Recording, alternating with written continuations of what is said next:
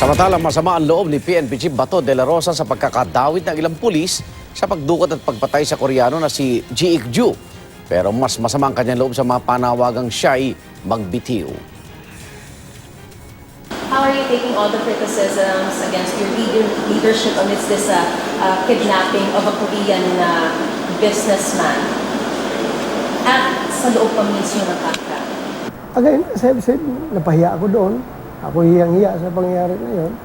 But I don't take any excuses. You're getting emotional with this incident na nangyari kay Ji Ik-ju. Oo. Sino bang hindi magalit? Sino bang hindi magalit? Ikaw ang Chief PNP, hiniya ka ng gusto noon, di ba? Yung insidente na yun. Para ba?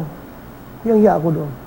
And I'm sure there are more incidents na mga mabibigat na insidente. And bakit they were not calling for the resignation of the Chief PNP?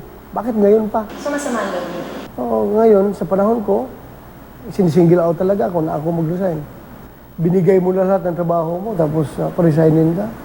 How frustrating is it to cleanse your ranks of scalawags? Very frustrating, very challenging. Pwedeng sinadya na ipapahiya yung PNP, ipapahiya ako. And ultimately, yung administrasyon ni President Duterte, may mga ganong pwedeng mangyayari. Sana, magbago tayo. Stop thinking about yourself.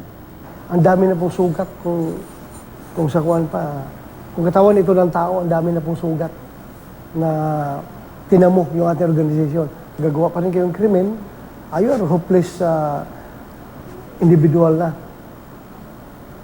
You deserve the worst thing to happen to yourself.